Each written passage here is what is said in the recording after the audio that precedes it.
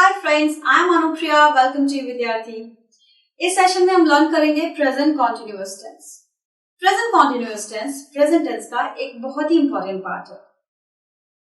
हर life के हर जो segments होते हैं वो किसी ना किसी टाइम फ्रेम में जुड़ेंगे। जैसे जो एक्टिविटी अभी हो रही है वो भी किसी टेंस का हिस्सा है। जी हाँ, और उसको हम इंग्लिश ग्रामर से कनेक्ट करके कैसे बोल सकते हैं वही हम टेंसेस में सीखते हैं। सो प्रेजेंट कॉन्टिन्यूअस टेंस क्या एग्जैक्टली किस टाइम फ्रेम को बताता है? प्रेजेंट कॉन्टिन्यूअस टेंस एग्जैक्टली उस सिचुएशन को बताता है जो करेंटली हो रही है, जो कि इस समय घट रही है, जिसके बारे में हम बात कर रहे हैं। ये जितने भी सेंटेंसेस मैंने बोले वो सारे प्रेजेंट कॉन्टिन्यूअस टेंस रिलेटेड है। या फिर जब हम अपने कुछ फ्यूचर प्लान्स के बारे में अभी करंट में बात करते हैं तो वो सेंटेंसेस भी आपका प्रेजेंट कॉन्टिन्यूअस टेंस में आता है। जैसे मैं अपने फ्रेंड से फोन पर बात कर रही हूँ, तो ये मैं अभी कर रही हूँ, ये काम इस समय घट रहा है। ऑलराइट, सो इसलिए ये सेंटेंस प्रेजेंट कॉन्टिन्यूअस टेंस से रिलेटेड है। I am talking to my friend. Alright, मैं अपने फ्रेंड से बात कर रही हूँ ओवर द फोन पर। फ्यूचर प्लान्स के बारे में जब हम बताते हैं, सपोज मुझसे किसी ने पूछा तुम कहाँ जा रही हो, सो आई एम सेइंग मैं लंच पर बाहर जा रही हूँ। I am going for lunch outside. Alright, yes, वाह, that's good deal. So I am going for lunch outside. ये मैंने अपने फ्यूचर प्लान के बारे में बताया, जो कि डेफिनेटली इस समय नहीं घट रही जब मैं किसी को बता रही हूँ, बट थोड़ी देर बाद मेरा प्लान है कि मैं लंच पर बाहर जाऊंगी। सो इन दिस वे दो सिचुएशंस में आप प्रेजेंट कॉन्टिन्यूअस टेंस का यूज करते हैं। अब इसका ग्रामर कैप्सूल देखते हैं कि कितना हैवी है वो या फिर कितना लाइट है। Don't worry, I am not going to make it so difficult for you. बहुत इजी है, बस समझना पड़ेगा आपको कंसंट्रेशन के साथ। So let's get ready for the right.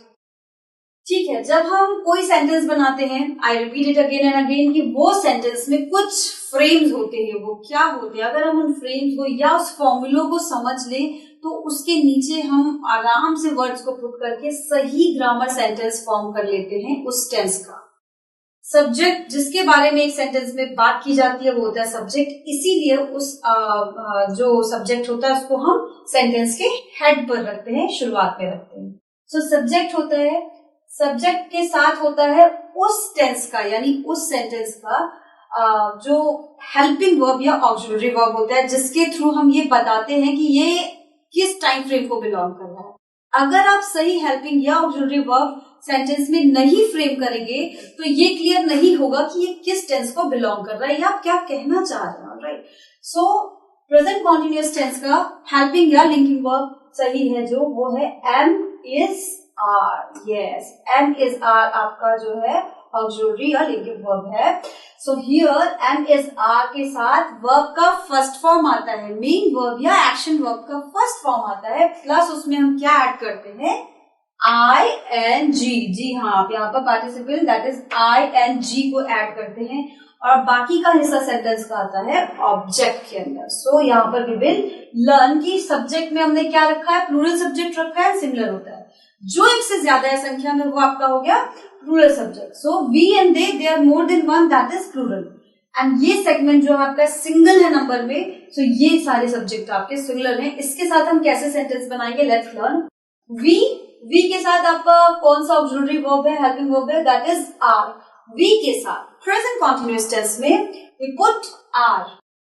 सो पहले सब्जेक्ट आया, देन आपका हेल्पिंग वर्ब आता है, ऑक्सिलरी वर्ब आता है, both are same, and then it comes first form of the verb क्या है? प्ले है।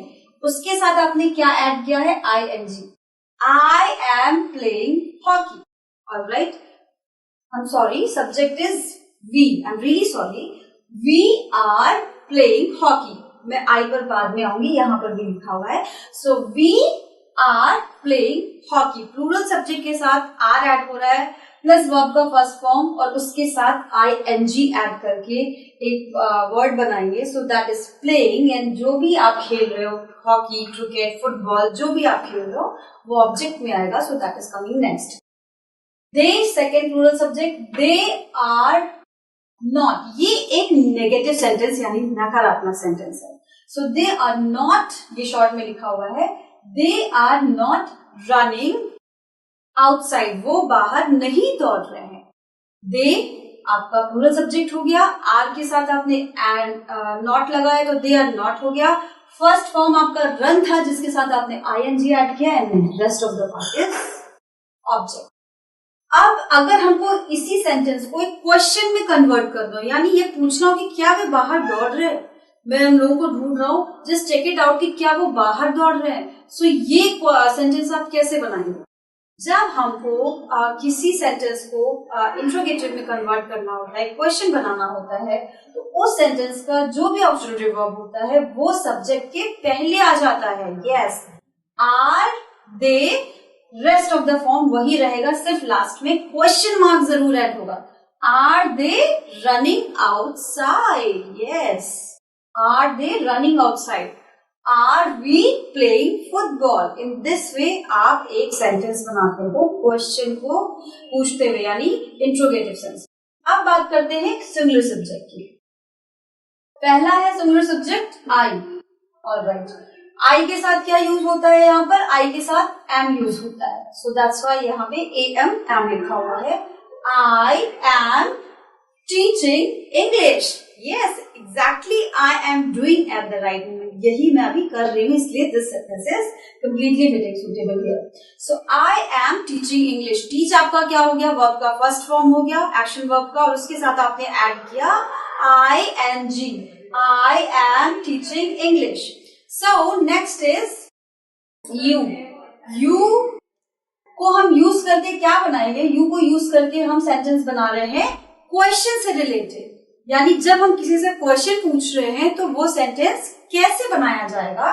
मैंने आपको बोला कि उस सेंटेंस का जो भी है हेल्पिंग वर्ब या फिर ऑक्सिलरी वर्ब होता है, उसे आप सब्जेक्ट के पहले रख देते हो। सो आर यू लीविंग टुडे? क्या तुम आज जा रहे हो? अगर मुझे इस बात को पूछना है, are you living today? Yes, you से पहले आपने आर को रख दिया, सो लीव आपका क्या हो गया? आपका एक्शन वर्ब हो गया, उसके साथ आपने ऐड किया आईएनजी एंड लास्ट में ऑब्जेक्ट के बाद में क्वेश्चन मार्क, मोस्ट इंपॉर्टेंट जब आप क्वेश्चन पूछ रहे हो। नाउ ही को यूज करके एक सेंटेंस बनाते हैं। ही इज ड्राइविंग फास्ट। वो बहुत तेज ड्राइव कर रहा है। यस, ही के साथ आप यूज करते हो इज, प्लूरल के साथ आर यूज करते हैं, आई के साथ एम यूज करते हैं, एंड ये he, she, it and name of a person, जो कि यहाँ पे रमन लिखा हुआ है, वो कोई भी नाम हो सकता है, उसके साथ आप इज यूज करते हो। So he is driving fast. She is, जब नेगेटिव सेंटेंस बना रहे हैं यानी नकारात्मक सेंटेंस बना रहे हैं शी को यूज करके, शी इज क्या ऐड करते हैं? नॉट ऐड करते हैं। She is not cooking today. Why she is not cooking today? Is she so angry? Yes, आपके घर में suppose your mother or whoever your wife is very angry और आज घर में खाना नहीं बन रहा है, so you can say this sentence, communication के लिए बहुत अच्छा है। She is not cooking, cook plus ing, cook आपका action वर्ब था, ing today। ऑलराइट, इट का यूज करते हैं नॉन लिविंग थिंग के लिए। उसका जेंडर नहीं डिसाइड होता कि किस तरीके से इंग्लिश में क्या जेंडर में इसको पुट करना है, तो हमेशा हम इट का यूज करते हैं सिंगुलर सब्जेक्ट में नॉन लिविंग थिंग के लिए। ये एक मार्कर है। सो सपोज ये मैं लिख रही हूँ इससे और ये सही चल रहा है, तो मैं बोलूंगी it is working properly, I don't need it. मुझे इसमें इंक डालने की जरूरत नहीं है, ये सही काम कर रहा है। Alright, so it is working properly. Work था, आईएनजी ऐड कर दिया। Name of a person, Raman. Raman is going for party. Raman is going for party. ये फर्स्ट फॉर्म आपका वर्ब जो है वो है, उसके साथ आपने क्या ऐड किया? आईएनजी ऐड किया एंड आपका रेस्ट ऑफ द पार्ट हो गया object. So in this way we have learn, बहुत ही सिंपल है प्रेजेंट कॉन्टिन्यूअस टेंस में कि प्लूरल के साथ आप क्या यूज करोगे? आर यूज करोगे, first form of the verb में आईएनजी ऐड करके ऑब्जेक्ट ऐड कर दोगे, और जब आपका सब्जेक्ट सिंगुलर है तो आई के साथ सिर्फ एम यूज करना है, बाकी का फॉर्मूला सेम रहेगा। ही, शी एंड इट के साथ इज का यूज करना है, दैट्स ऑल। और सिंपल सा कोई सेंटेंस फ्रेम कर देना है। I am working, I am running, I am eating my lunch और dinner, I am talking about the phone, कुछ भी हो ऑब्जेक्ट के साथ सही वर्ब का यूज करते हुए सेंटेंस को फ्रेम करना है। So I hope it was the easiest one. आपको ये जरूर क्लियर हो गया होगा। और अब आप लिखने या बोलने में कोई गलती नहीं करेंगे जब बात प्रेजेंट कॉन्टिन्यूअस टेंस की। That's all for now. Practice it. Bye bye.